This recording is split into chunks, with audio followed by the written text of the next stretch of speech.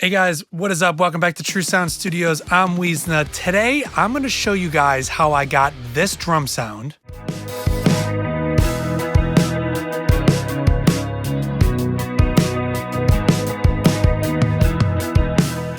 And I'm going to show you guys exactly how I mix these drums. So there is no samples being used at all, and there is no reverb plugins or room plugins being used to create any of this ambience. This is all real drums. All right, so let me show you guys how I did this. Okay, so to start, let's take a listen to this.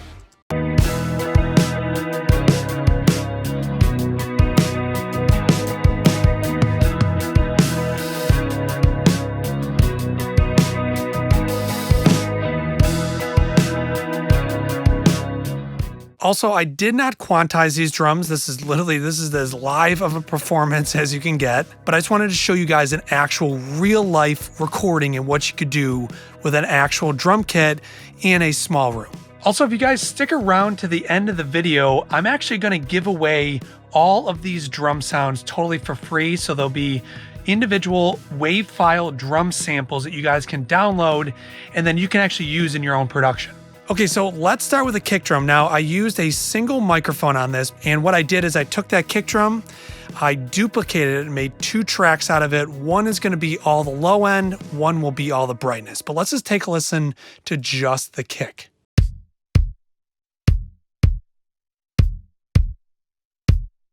And then here is just the low end of the kick.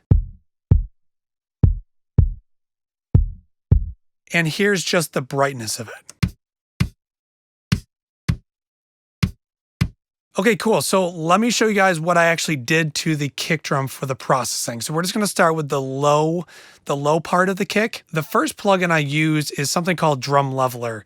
Now, it does two things. It levels out the drums, like it says, by using like compression and upwards compression to essentially like try to automate the drum hit so that they essentially all come in roughly at the same level so that you get that like sample-like feel without actually using samples.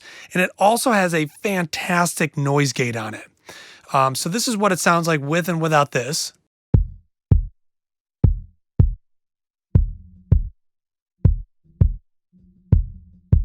So you don't notice that one as much, but with like the snare and stuff like that, you guys will notice a big difference. Anyway, so here is my EQ. This is what splits that kick drum from all the low end to all the high end.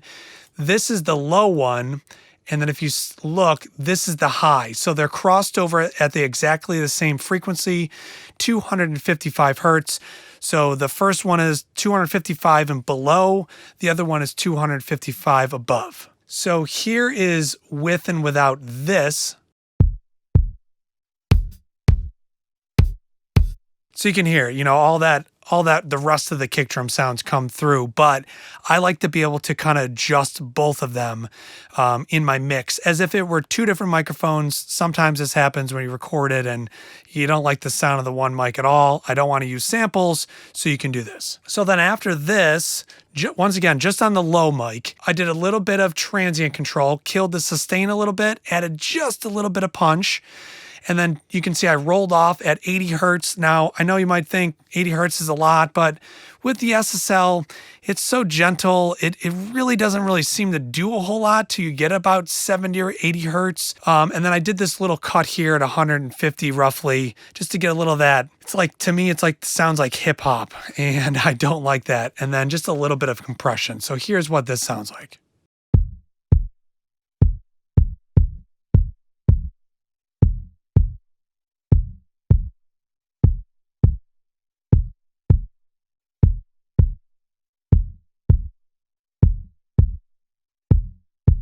Not a big change because it's all this like super low. We're just trying to control some of the low end. The plugin that really does the most low end control is this, the DBX 160.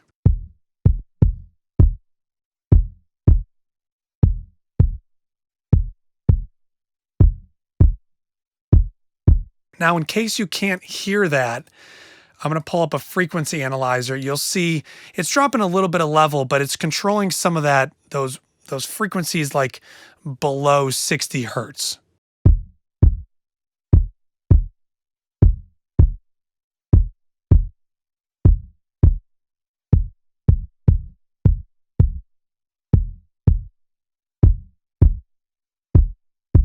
You can see how like kind of out of control it gets when I don't have that 160 on there. Compression is at like 3.6.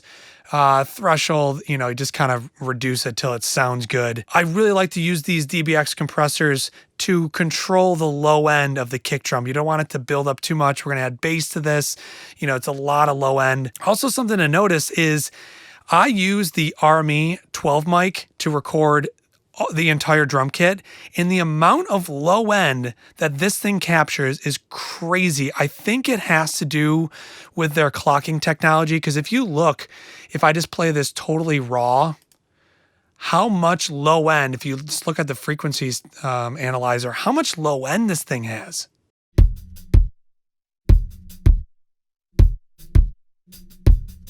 I mean, that's almost totally flat from like, I don't know, 70 hertz down to 0. I mean, it's insane how much low end the RME 12 mic and the RME Babyface Pro captures crazy, crazy low end. Okay, let me re-engage all this stuff, and now let's add in this the rest of the kick drum sound. So once again, using the drum leveler.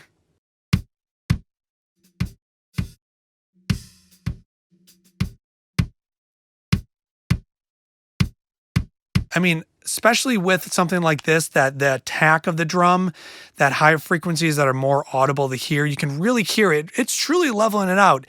And the noise gate on it is fantastic, if I didn't already mention that. Then once again, it's just the EQ that's just kind of, you know, dictating what frequencies go to where. And then the last one is the soft tube console one again, 4000E.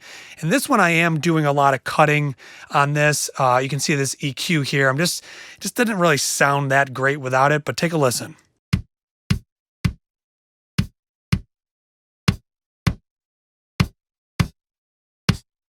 That EQ is really kind of removing some of the harshness. Here's the EQ on.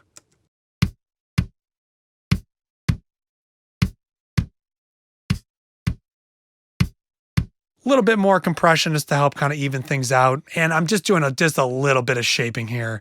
A little bit more sustain, a little less punch. Okay, so now once again, both of them blended together.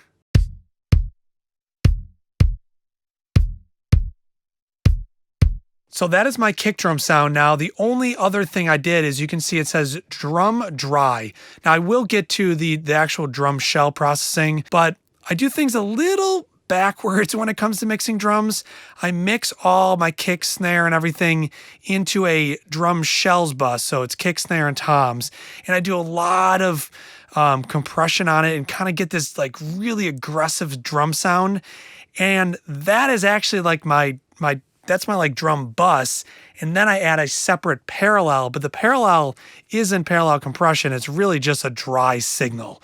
So I do add that in. So this is the drum dry with the drum shell mixed in together.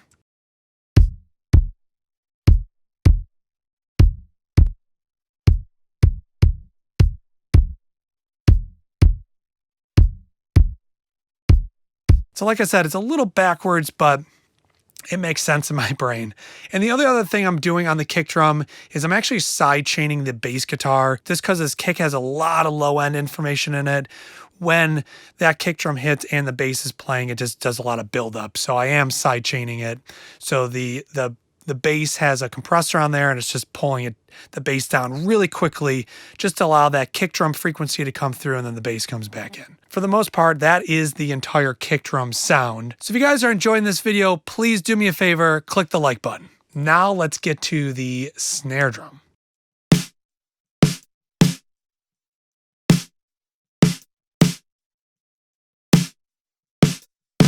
Okay, so with this is another Sound Radix plugin. Sound Radix makes the drum leveler, the one I told you that was amazing. Incredibly worth it if you record a lot of live drums. So what this does is it puts all the drums in relative phase. So like on your DAW, you can flip the phase totally 180.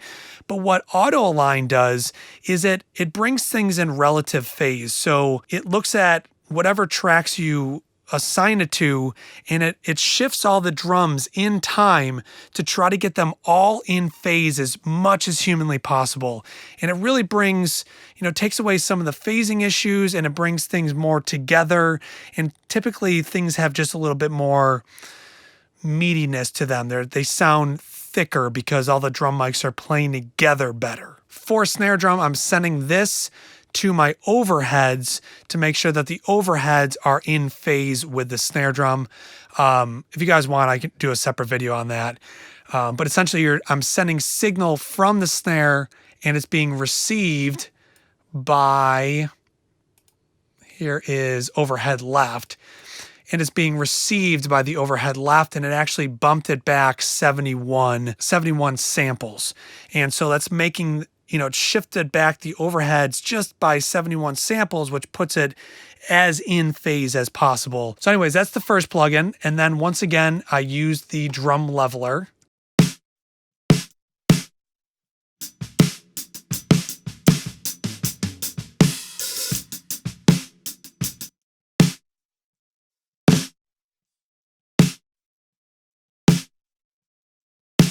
The noise gate alone on this thing is fantastic. Plus then it's leveling out all your snares. For real drums, this thing is amazing. And I only recently got it. Snare drum processing, once again, soft tube console 1, 4000E. Here, no sustain. I'm actually took away a little punch. It was a little too snappy for my liking. The fundamental is here. I boosted that and then just pulled out this, what is this, 600 hertz, just sounded a little nasally, and then boosted a bunch of brightness and added a good amount of compression.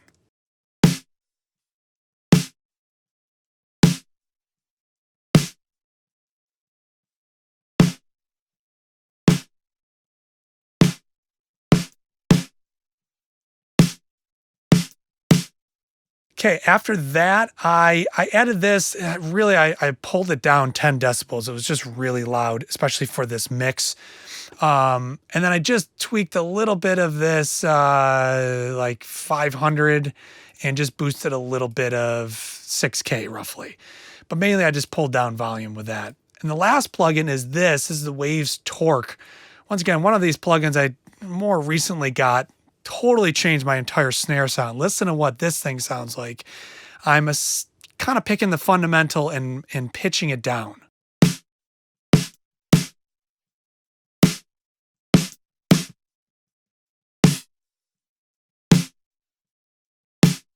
It's pitching down the snare drum. It's pitching down a real snare. Now, another thing that I did, once again, I added the dry drum into this. So not parallel compression.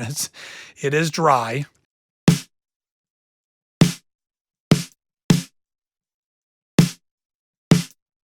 Just adding a little bit more of that parallel sound. Also, what I'm doing is I'm gating the room mics. So the two microphones I have in my bathroom, I'm just gating just the snare. So I just want that when the snare drum hits, it's going to send a signal to the gate, a side chain, and it's just going to allow the rooms to come in just for the snare. So if I solo this is what it sounds like.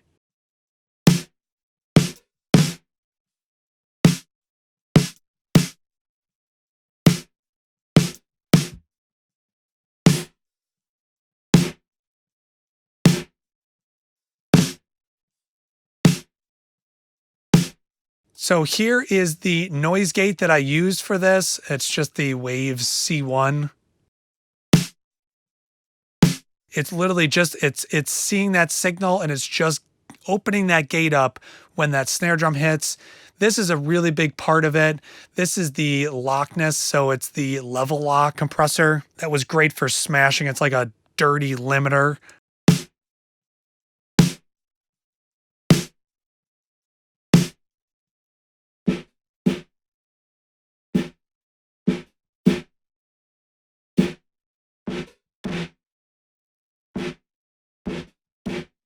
I mean, they don't call it the smash box for nothing.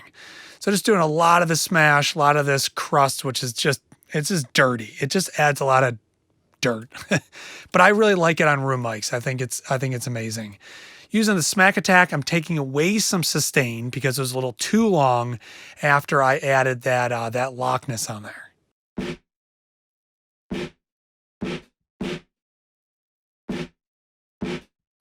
Not crazy noticeable. Then I have an EQ. It's taking out a lot of the brightness on this.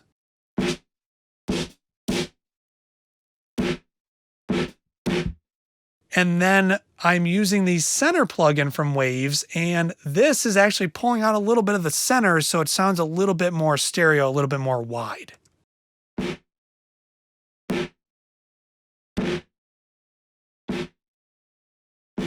So this is kind of like doing mid-side processing essentially on these room mics. Those get blended together, obviously with the snare. I kind of went back and forth whether I liked that sound of the room or not.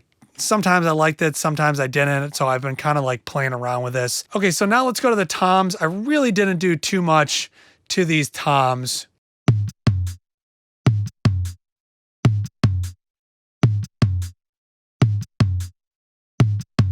So really all I did is I added the console one, and I actually added a little de-esser just to try to get rid of the cymbal that were in there, because I'm playing that part and I'm still on the hi-hat when I'm playing those toms. So I like to use de-essers to kind of, it helps to get rid of some of the cymbals. So take a listen to this real quick. I'm just gonna play the high tom.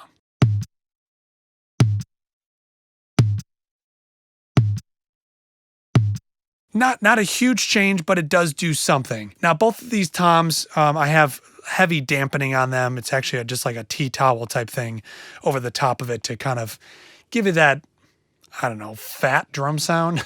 Okay, so that's the toms. Now let's go to the overheads. If you guys want to see more videos like this and a whole bunch of DIY studio related stuff, subscribe to this channel. Didn't do too much to the individual tracks. I do have an overhead bus that I did more to, but let's listen to the overheads.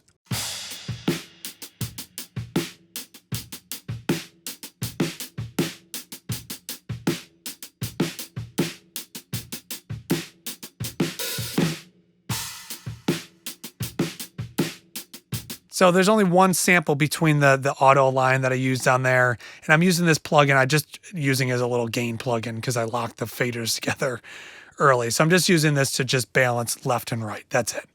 But the big processing goes on here. So here is my first EQ.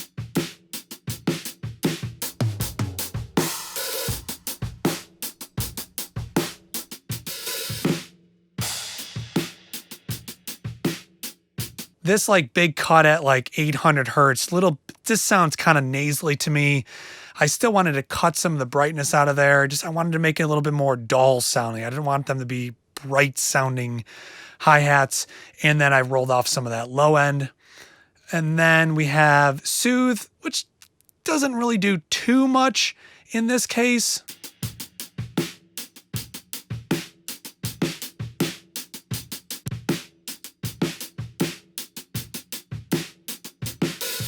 So this is a preset cymbal smooth, and it just takes away a little bit of the harshness that is going on with those cymbals. Not too much. And then here I'm using the Waves C4 multiband compressor to control some of the brightness.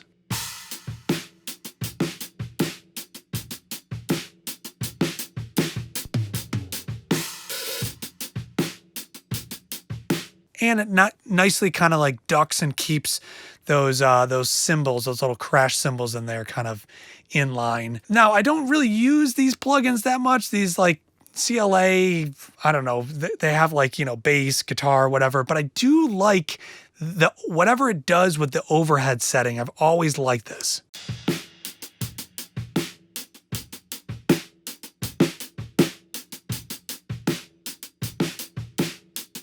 Whatever compressor is in there with that push, it just sounds really good. And I've always liked this on overheads. And then last is the sidechain compressor, because I am sidechaining the overheads to the snare drum. So every time the snare hits, it actually compresses the overheads so that the snare drum sound in the overheads isn't as powerful.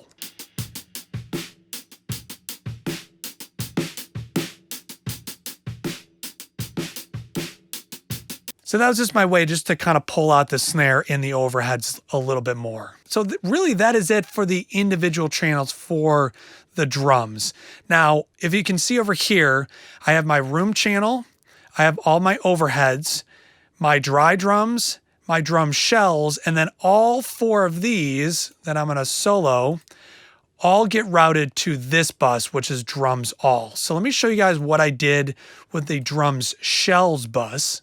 Okay, so the first plugin for the drum shells bus is the Zener limiter. This thing is amazing. Listen to what this thing does.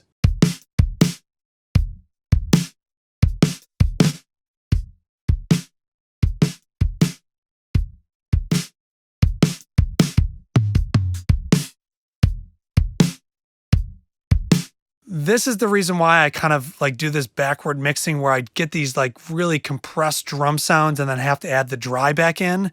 But it's just this technique that I don't know, I started doing and I just really kind of like it. But you can see the settings on here. I have really fast attack, really fast release, as fast as it'll go. And then here's an EQ. It's just trying to refine the drum sound, you know, after you get towards the end of the mix, just kind of like playing around with the different frequencies.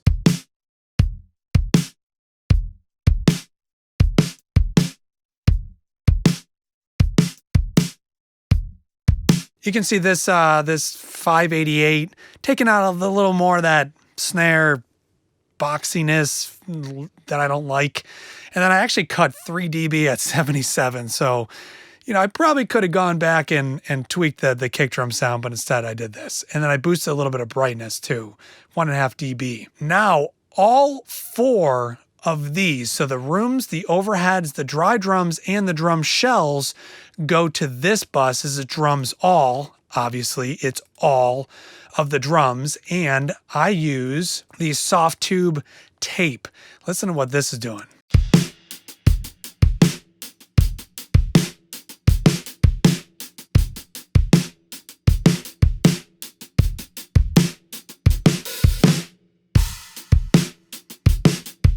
Love the Type-C. It seems to work a little bit more for me. Pretty much I'm cranking it. And over here, I actually boosted a little bit more going into this tape to give it just even a little bit more saturation. And then, you know, consequently lowering the output a little bit. You know, this does a couple things. It's adding a little bit more saturation, but it's also shaving off some of those pokey transients that, you know, the mic pre's now can capture such a quick transient that, you know, it's a little like too quick. It's a little too pokey. So this works, for, at least for me on drums, so well at doing exactly that. Last plugin, which all of the drums go through, is the Ozone Maximizer, but I'm actually using it as a clipper. So in IRC 3, you can actually select clipping, and that's what I'm doing here.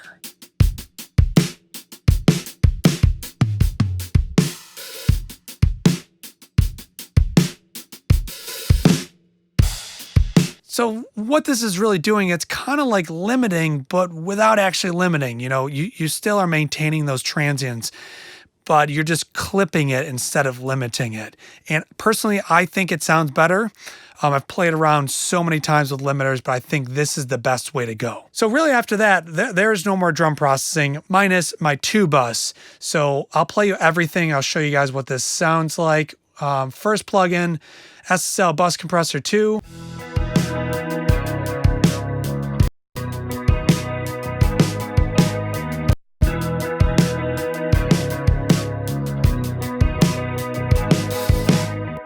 Nicely adding a little bit more glue, control of the drums. You can even hear the tone of the snare changes a little bit.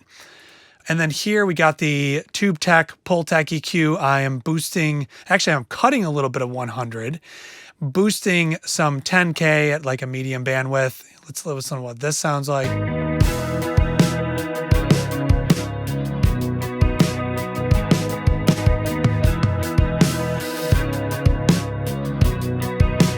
Just refining that sound a little bit more. And really, this is the last plugin, Curve Bender, just taking out a little bit of 90, adding a little bit of 2.8, and actually cutting a little bit of 12K. Very, very minimal.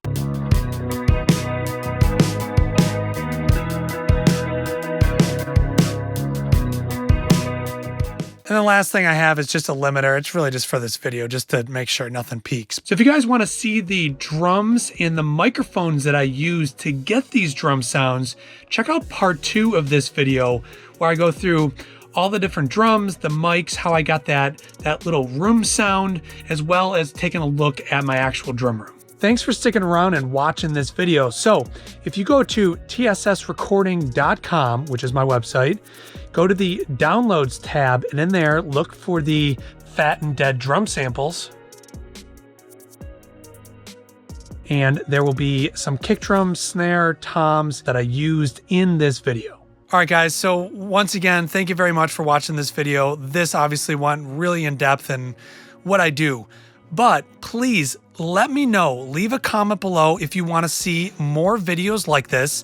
I have a whole bunch of different type of drum sounds that I typically use when I, the drummer, am drumming on other people's songs, albums, whatever it might be. You know, I could definitely do this with some like rock and like really heavy music and just all the different drum sounds that I come up with here, being a drummer of 22 years, and then also, of course, doing all the engineering. Which brings me to my next point. If you guys do want to work on a song together, whether it's production, mixing, or mastering, check out my website, tssrecording.com.